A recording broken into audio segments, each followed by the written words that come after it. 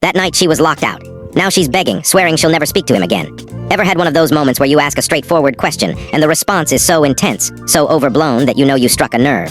That was me on Monday evening. The question was simple. Have you been talking to Ethan again? Ethan is my girlfriend Lisa's ex, the shadow that lingers over our relationship.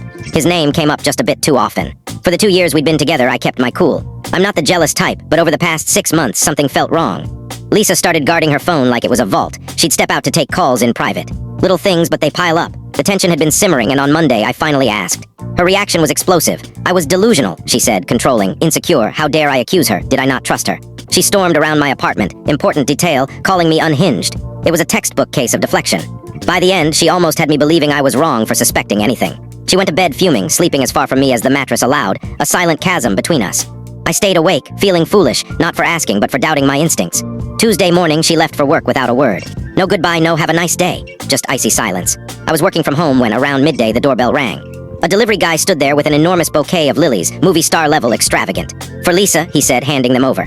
They were heavy, probably 15 pounds. Tucked among the flowers was a small envelope. My gut twisted. I knew what this was. I pulled out the card. The handwriting was bold and messy. Last night was unforgettable. You're even more stunning when you're mad. Can't wait for this weekend. Ethan, last night. The same night she was berating me, calling me delusional for suspecting her. This wasn't just evidence. It was a signed confession delivered to my doorstep. A strange calm settled over me. Not anger, not yet. It was clarity, like a foggy puzzle snapping into focus. The problem? My relationship. The solution. End it cleanly, decisively. I didn't call her. I didn't send her a photo of the card. I just smiled. I placed the absurd bouquet in the middle of the dining table like a monument to a dead relationship.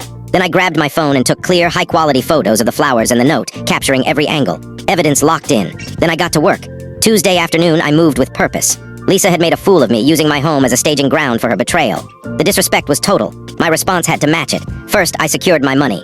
We had a joint account for a supposed dream trip. I'd put in $12,000. She'd contributed $600. I logged into the bank, transferred my $12,000 to my personal account, and left her $600. Done. Next, I called my credit card company. Lisa was an authorized user on my card, which she used freely. I reported it as compromised and had her access revoked in minutes. Then I tackled her presence in my home. I wanted no drawn-out breakup, no arguments, no bargaining, just a clean break. I grabbed moving boxes from storage and spent hours packing her life away, her clothes, her books, her little trinkets. It was surreal, handling the pieces of a relationship now gone. I was meticulous, labeling each box clearly. I didn't want her claiming I damaged anything. I was building a record of fairness. By 5 p.m., 28 boxes were stacked by the front door. Then I called a 24-hour locksmith. By 6 p.m., the locks on the front door and balcony were changed. Her key was useless now. At 6:45, my phone rang. It was Lisa, her voice bright like our fight never happened. Hey, I'm leaving work. Want me to grab some sushi for dinner? No, I said calmly. For complete story, follow the given link below. Please like and subscribe Meesha's Quest Tales for new stories.